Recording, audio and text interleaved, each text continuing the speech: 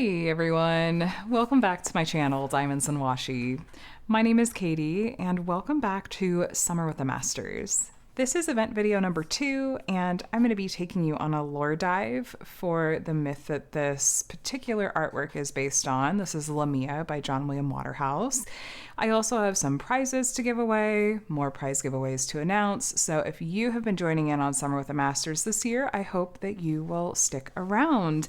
Now, of course, if you are new and this is the first that you're hearing about Summer with the Masters, wondering what is it, can I join in, I'm just going to give you a really quick recap and then point you back to my event kickoff video where I really outline things in detail. But Summer with the Masters is a diamond painting community event designed to be very relaxed and casual to kind of fit with the fact that we are in summer season. And throughout the event videos, I'm going to be talking about some different topics, and the artwork that it centers around is what we refer to as old masters. This is artwork that is from before the current copyright year, which I believe is 1930 and earlier as of this year. And it really is designed to just celebrate this genre of artwork that, especially up until a few years ago, we didn't really see represented quite as much in the diamond painting world. So it's just kind of turned into a fun celebration of this kind of artwork. And I really look forward to it every summer. It runs June 1st to July 31st, and no new start or finish required. For the weekly giveaways, you just have to follow the instructions given in the video, and I will have some grand prizes to give away as well at the end of the event. And this, like I said, is video number 2. Video number 1 was on June 1st and was also the event kickoff video. There will be a third event video going up on July 11th, and then I will have an event wrap-up video going up on either August 1st or that first week of August, where I'll be announcing grand prize winners and all that good stuff. So I do want to, before we dive into today's topic, extend very, very warm and sincere gratitude to this event's sponsors who have so generously donated to make this event's prize giveaways possible. I have 4 really wonderful sponsors for this event. You will find them linked below in the Summer with the Masters sponsor list. I have a couple of discount codes that are included there, but I also wanted to go ahead and mention them. So first, we have KC Ventures, who does diamond painting accessories. I really like their trays a lot. They do some really nice tray designs, and they're really easy to work with and ergonomic too. Then we have the Diamond Art Gallery, who makes a really high quality diamond painting product and has an Old Masters line that you can check out. And their whole experience is designed to be very premium and luxury from start to finish. Then we have Diamond Art Studio UK, who, like you can guess from the name, is located in the UK. I have worked on several kits from them and had a fabulous experience. They have offered a discount code for this event as well, and have added some fun Old Masters minis to their website if you're looking for a smaller scale project to work on. Last and of course not least, we have Jaded Gem Shop, a longtime sponsor of Summer with the Masters, and she has a really wide selection of Old Masters available on her shop as well, including some hand-charted options and at a variety of size points too. So thank you so much to our sponsors. I really truly mean it when I say that this event just wouldn't even be possible without you guys, so thank you so much.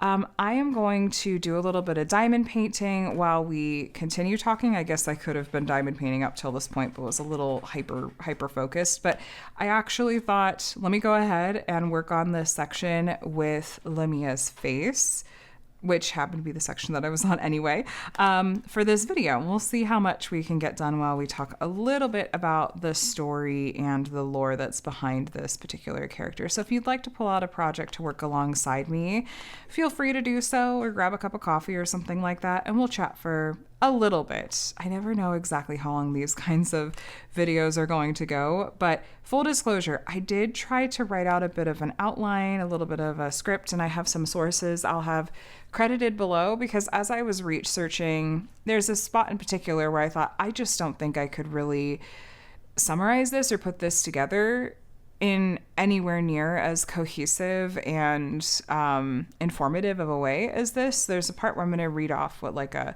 literary website has put together, but we'll get there. We'll get there. Let me start off just by sort of explaining why I'm working on this particular piece, and it will be relevant, I promise. So when we started Summer with the Masters, and I was looking for some artwork in this genre to work on, I was very immediately drawn to John William Waterhouse's work. I really liked the idea of working on these pieces that had a softer sort of color palette and feel to them. I really liked the female characters that were in them, and there was always something that I found to be really compelling about the characters and the way that John William Waterhouse portrays them. I feel like he evokes a lot of emotions. And even if I am so far from any kind of art expert or critic of any kind, I still was connecting with these pieces. And so it sort of turned into the first year I worked on Miranda the Tempest, and thought, well, there's so many other really beautiful pieces from this artist I'd love to work on. And so the following year I wanted to work on another, and then the next year another. And just, I've been working my way through a lot of his library at this point, or portfolio, I suppose. So one thing that I've really enjoyed about his pieces is that a lot of them are based on stories, myths, poems, characters, things that were maybe really culturally relevant at the time. And for example, Miranda the Tempest is from The Tempest and is based on that particular story. And then there's I did Psyche entering Cupid's garden a few years back and did a little bit of a lore dive on that particular story. One of the delightful rare instances in Greek and Roman mythology where we actually get a happy ending for the couple, like a romance that doesn't end in tragedy, and that is, delightful. Unfortunately, spoiler alert, I cannot say the same for Lamia. And so when I went to go ahead and do some research on this one, I was really intrigued to find that there was sort of the concept of Lamia like as a monster in its earliest tellings, like in Greek mythology. But what this was truly based on was a slightly more recent adaptation that was a poem that was written by John Keats. So we'll talk a little bit about the original mythology and then talk about the poem that this was based on, and hopefully give that additional context. I think I will probably go ahead and pop a picture up, like kind of do maybe a split screen style so you can see the original artwork for at least part of this as we're talking. I think that might be helpful to be able to see. And when I first saw this piece, truly going into it, having no real understanding of what it was based on, I just looked at this piece and I don't know, when you look at it, what is sort of, if you don't have any other context, what are the things that you first think of? I see a lot of longing in the woman's face. It seems like there's something that's almost forlorn in her expression, and I don't know if maybe melancholic, but it just feels like I see love there. I just forlorn is one of those, and longing are those emotions that I feel like really come to mind. And he, again, this is my very uneducated opinion, just my impression as like a novice to this, is I feel like when he's looking down at her, he just seems like he's really almost in awe of her. He seems like he's really taken by her and enchanted by her, possibly. And it definitely seems like there's their relationship, their dynamic is romantic. But maybe not like all is well. Like there's something about this that just feels like the way she's holding onto his arm, it just feels like almost like a pleading or something like that. And so when I did a little bit more sort of diving into the story, I was very tickled to see that I wasn't too far off base. But I'm curious to see or to hear from you guys on maybe what were your first impressions or guesses when you looked at this particular artwork. If it was similar, if it was different, or if you just were like, I don't know, it's artwork. I don't know. All of the above is completely fair. So the original sort of concept of Lamia, which I did some searching on the correct pronunciation of this, whether it was Lamia or Lamia, and there were kind of mixed responses out there, answers out there. So I am going with Lamia. And if I am wrong, I apologize. And I hope I'm not grating on your ears too much as we talk about this and I use that pronunciation as we go. So this is the part where I'm going to refer to some of my notes. Otherwise, I'm going to be completely off base here. So Lamia, in the earliest versions, in like Greek mythology, Lamia was a queen, usually associated with Livia. She becomes one of Zeus's lovers, which we know how this goes, right? Like it never ends well. Hera is always going to find out. She is not going to be thrilled at this. She's gonna be like, another one? Really, sir? Another one? We know how this goes. It's not going to end well.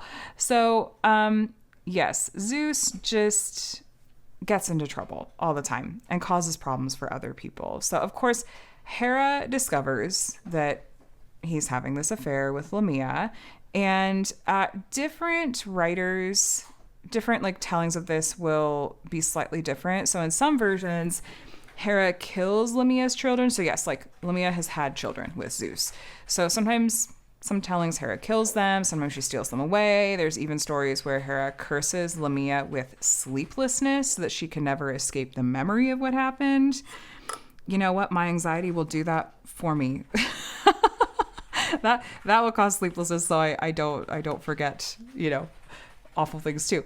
Sorry to take it a little dark. But anyway, the details... they might vary slightly, but the outcome is always the same. The idea is that Lamia is consumed by grief. And as time goes on, as history goes on, she becomes less of just purely a tragic figure and more of a monster. And like, it reminds me of Medusa a little bit, right? And so some ancient writers describe her as a creature who preys on children. Later traditions even give her serpent-like features, which becomes relevant to some of the imagery we're going to see in John William Waterhouse's depiction of her. And eventually she basically becomes like a boogeyman, like a story that parents might use to scare their kids into behaving. And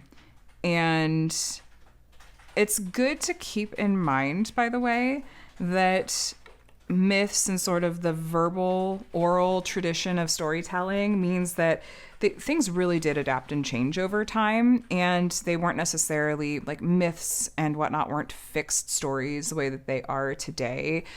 In a lot of ways, they could change culture, regional, just any number of ways. Different writers might really put a lot of emphasis on certain parts of the story, maybe add embellishments, that sort of thing. So by the time we've reached like kind of the later folklore of Lamia, Lamia has really kind of become something besides just a grieving, tragic queen and has some more like monster imagery.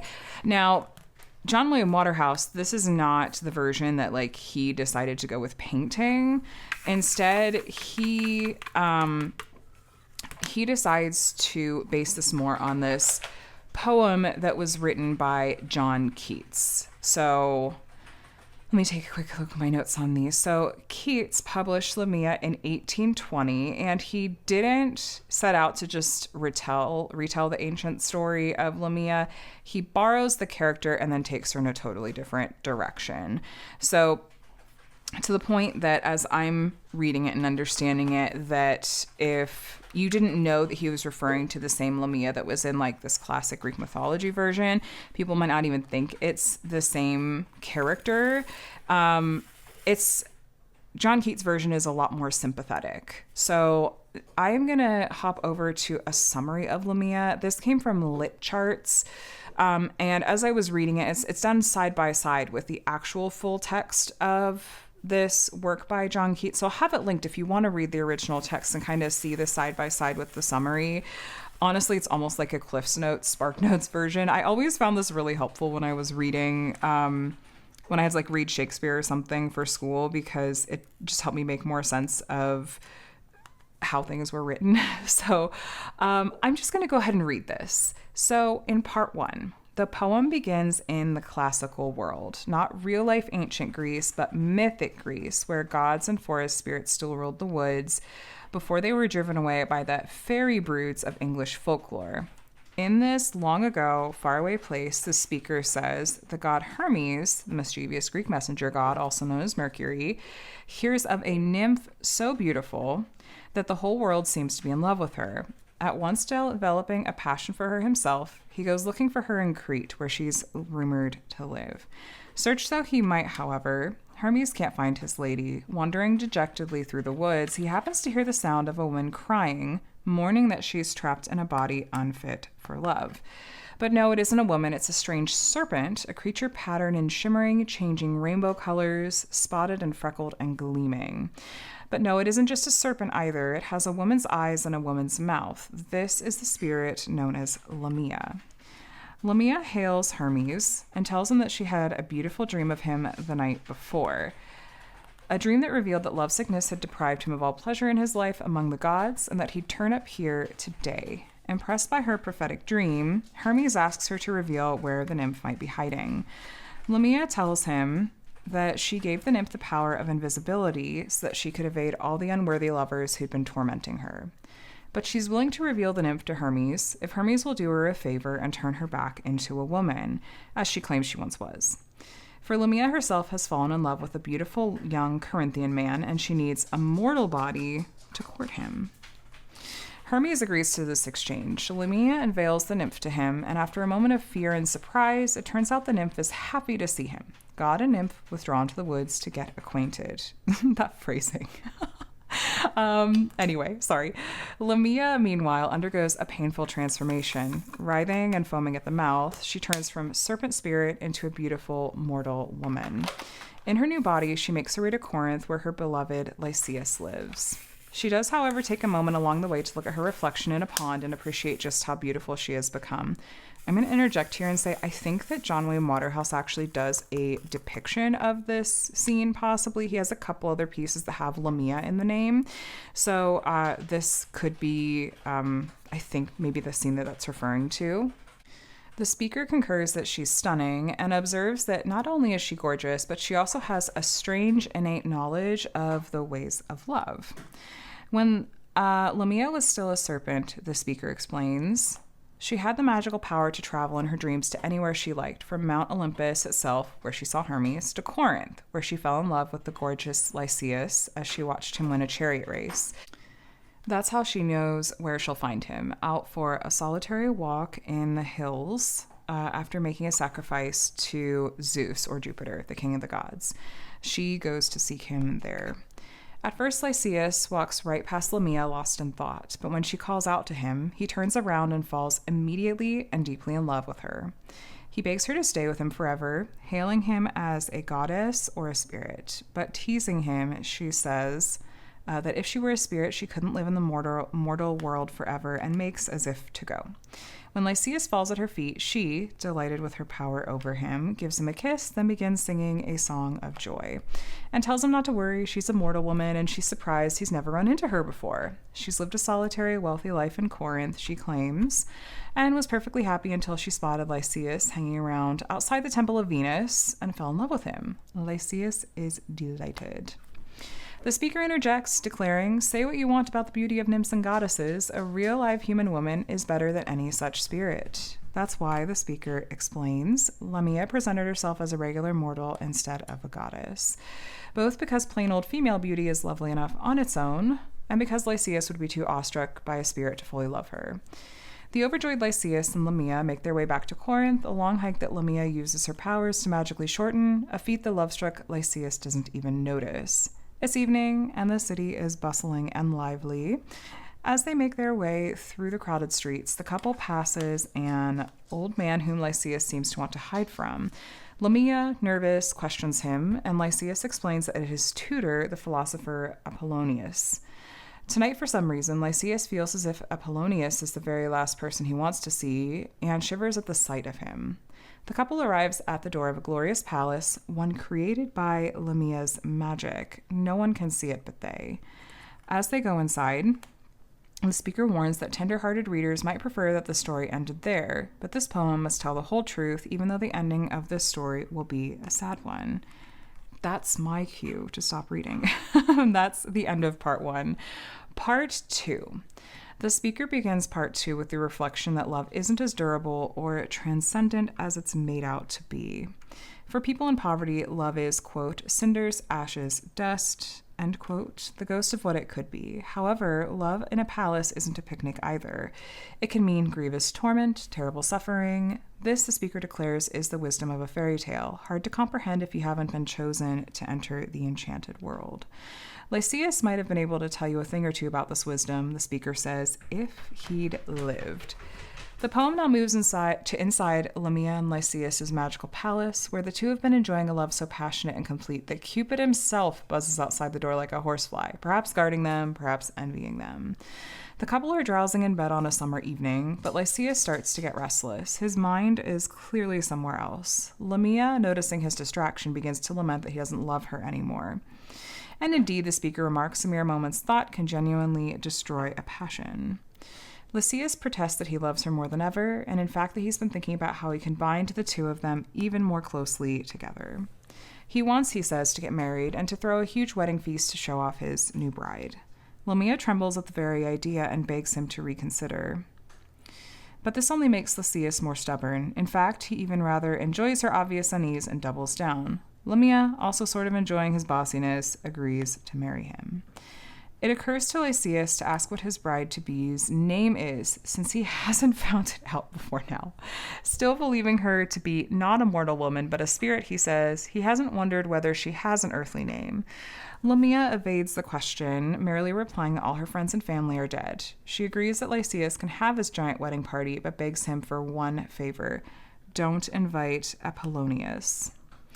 Lysias asks her why not, but she evades that question too, pretending to fall asleep. After a moment, Lysias falls asleep for real. On the day of the wedding, Lysias goes off to summon his guests, while Lamia, still frightened and worried, consoles herself by making the enchanted palace beautiful. Summoning the unseen help of spirits, she conjures up a banquet hall adorned with rare and expensive woods and perfumes and lamps, and she lays out a magnificent feast. As she closes the door to this new and glorious room behind her, she isn't looking forward to the disruptive arrival of her guests. Sorry, let me grab this diamond that I lost here. Okay. Lysias, meanwhile, brings home a group of buddies, a choice the speaker shakes their head over, wondering why Lysias would expose his secret and absolute happiness to the light of ordinary day. Everyone enters the palace marveling. They've all known the street it's on since childhood, but they don't remember seeing this astonishing building before. But the philosopher Apollonius is in the party in spite of Lamia's one request, and judging by his grimly amused expression, he has a pretty good idea of what was going on. He greets Lysias, who, true to his promise, didn't invite him, and says that Lysias will just have to put up with him being there. The blushing and apologetic Lysias invites him in. Perfumed by incense, full of banquet tables that stand on magnificent leopard paw feet, loaded with food and wine, the banquet hall into which Lysias invites the wedding guests looks, sounds, and smells magnificent. The guests, marveling at Lysias' mysterious newfound wealth, at last settle in and start to enjoy themselves, getting drunk to the sound of beautiful music. By the time Lamia herself enters the room, they're ready to accept the whole situation. Wine, the speaker observes, has the power to make the strangest and most magical things seem natural and fitting. The guests begin to weave themselves flower crowns, and the speaker takes a moment to consider the right kinds of crowns for our three main characters. Lamia, he says, should have a crown of leaves with pain-killing properties to help soothe her poor, worried, aching head. Lysias should wear a crown taken from the wine god Bacchus's pine staff. In other words, a crown of drunkenness to suit his obliviousness. The philosopher Apollonius, meanwhile, should have a prickly, pointy crown of thistles and speargrass to symbolize his piercing vision. For the speaker remarks, doesn't all magic vanish at the smallest touch of chilly reason? Once upon a time, they say, the rainbow was awe-inspiring and mysterious. These days we know exactly what produces rainbows, and that makes them less magical. Hard reason maims and destroys all enchantments, and soon Apollonius's logic will destroy Lamia. Lycius hardly looks away from his new bride's face all night, but at last he turns to toast Apollonius, who also hasn't looked away from Lamia, but stares at her with a fixed and piercing gaze. When Lycius turns to Lamia again, he finds her frozen and unresponsive, and he cries out in alarm. The whole party falls silent around them. Lycius shrieks at Apollonius to stop staring at Lamia, saying that the old man's gaze is killing her. Apollonius only calls him a fool, and tells him that he's doing him a favor. This is no lovely woman, but a serpent. At the sound of the word, Lamia feels as if she's been pierced through, and with a frail gesture tries to make Apollonius stop. But the old man only repeats his pronouncement, serpent. Lamia screams and vanishes. Lycius, in shock and horror, falls dead on the spot. His friends wrap him up in robes, making a shroud of his wedding garments. And my understanding is that that's all. Like that's it. That's the end. So tragic ending. In the end, I'm scrolling to the bottom of that's it. That's the end of the original poem. He's wrapped up in his wedding clothes and dead.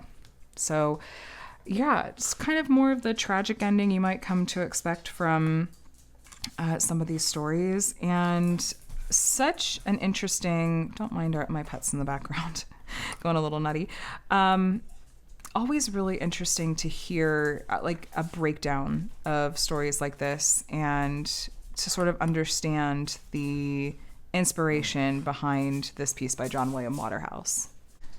One of the things I enjoy most about this artwork is that even though I didn't know the story behind it going into it, I feel like John William Waterhouse still captured a lot of the emotion that actually is happening in Keats' poem.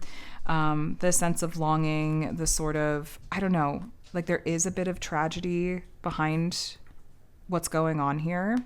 And I feel like you can enjoy so much of John William Waterhouse's artwork in general, even if you don't necessarily know the story behind it. But knowing the context for it, I feel like still makes me appreciate it that much more. And I hope you guys enjoyed hearing what this was based on as well. I don't know that this is specifically designed to be a particular moment in that story. I feel like it could, maybe it's when Lycius first sees Lamia. Maybe it's just sort of some moment in their relationship. I don't think that this is like the wedding or anything like that. But in the original artwork, I did a crop of the artwork just to hopefully give me a little bit more detail. But you can still see some of the snake skin that is kind of wrapped around her dress. You can see it, like I said, better in the original. And that's a reference to her being a serpent originally. So I don't know. There's a number of particular moments I feel like this could be based on. And correct me if I'm wrong, if you happen to be watching and have found more definitive information about what moment this is based on. But thank you guys for joining me for story time, as it were, for this week's video. Now, I would love to take a little bit of time to talk about prizes. I have some giveaway winners to announce from round 1, from video number 1, and I have some new prizes to announce that I'm giving away that you can enter for in this week's video. Let me go ahead and announce winners from last week first. So again, these are prizes that I announced I was giving away in my video number 1, which was on June 1st. So to be eligible for this prize drawing, you had to have followed the instructions on that video, which involved leaving a particular comment with a certain keyword or information on that video, as well as filling out the event form. And the way that I'm drawing these winners is by using a random comment picker tool, making sure I'm eliminating duplicates and all that good stuff, and then verifying that the winners have completed the steps that they needed to. So I'm actually filming this prior to drawing the winners. So I'm going to be inserting screenshots of the winners so you can see the random comment picker having drawn those. And if your name is drawn, I or the shop owner will be contacting you via email to coordinate getting you your prize. I would ask that you give me a couple of weeks to get this all squared away with you. I am just in the midst of summer break with my kiddos and much busier than I was expecting to be. So I am trying to stay on top of things as best as I can. You can always email me at diamondsandwashi@gmail.com if you have questions. I just wanted to super gently ask for your patience as far as coordinating, distributing prizes. Okay, that said, enough chatter. The first week one prize I have to give away is a $10 gift card to Casey Ventures, and the winner of this prize is... Congratulations. Next up, I have a Jaded Gem Shop Van Gogh Hand Charted Kit to give away, and the winner of this prize is going to be... Congratulations. Next up, I have a 50 Great British Pound gift card to Diamond Art Studio UK to give away, and the winner of this one is going to be... Congratulations. And last, I have a $50 Diamond Art Gallery store credit or gift card to give away as well. And the winner of this one is going to be... Congratulations. That is our 4 winners for the event video number 1. Congratulations to all of you, and thank you to everyone for entering. Now for event video number 2, that's today. I have, let me take a quick look. 1, 2, I have 3 prizes to give away. First, I'm going to tell you what the prizes are, and then I'm going to tell you how to enter. First up, I have a $50 store credit for the Diamond Art Gallery. I have another Jaded Gem Shop hand-charted Van Gogh kit, and I have a $10 gift card for Casey Ventures Co. To enter for these prizes, there will be 2 steps. The first one, if you entered for week 1, you have already done, and that is to fill out the event entry form, which will be linked below. If you filled out this form already earlier in the event, you do not have to fill it out again unless you have a change in email address, in which case you're welcome to fill it out again. If you haven't filled it out yet, please do so to enter and be eligible for the event video number 2's giveaways. The other thing I need you to do is to leave a comment on this video that includes the word snake. Please don't include the words giveaway or prize, as YouTube automatically filters that out to help us avoid drawing in spammers, bots, and the like, and use it in some kind of sentence. Like, don't just put the word snake if you don't mind. I'm going to have this giveaway open through, let me see, my next video is going to be on July 11th, which is going to be also a Saturday. So let me pull up my calendar really quick. We've got July 11th. So let's do, the giveaway is going to be open through Wednesday, July 8th at 11:59 p.m. Pacific time. I'll be handling that giveaway the same as the event 1 giveaway, which is where I'll use a random comment picker and then just verify that you have done the 2 steps necessary to enter for these prizes. They will go to 3 separate winners, and I will announce these winners in my next event video, which event video number 3 is going to be going up on July 11th, so just a few weeks from now. That said, thank you so much for joining me for today's video and for Summer with the Masters in general. I hope you enjoyed today's topic. Like I said, I always enjoy doing a bit of a lore dive. I will have my sources linked below because I certainly did not come up with this all on my own, and I'm really grateful for the resources that are out there that kind of gave me some more insight into this particular story. We got a little bit of progress done on her face. I'm actually really happy with how the skin tones are working out on this kit, and I'll have a post review once this one is done. So I hope you guys are enjoying Summer with the Masters. If you also were so inclined, you're welcome to let me know how your current project progress is going. I always enjoy hearing about that. There's also a couple of ways that you can participate in social media aspect of things that'll be linked below. Not required for this event, but only if you are looking for it. There are some options there. I'm going to let you guys go though. If you did enjoy today's video, consider giving it a thumbs up on your way out. And if you're not already subscribed and would like to stay up to date with Summer with the Masters content, as well as other diamond painting related videos, I would love to have you here. Please consider subscribing. I do unboxings and reviews from a variety of different companies, as well as weekly whip and chats if you want some company while you're crafting on Mondays. And then, all things diamond painting, how-tos, tutorials, that sort of thing too. Either way though, friends, I hope you are doing very, very well and are enjoying Summer with the Masters 2026. Have a wonderful week, and I will talk to you in the next one. Bye, guys.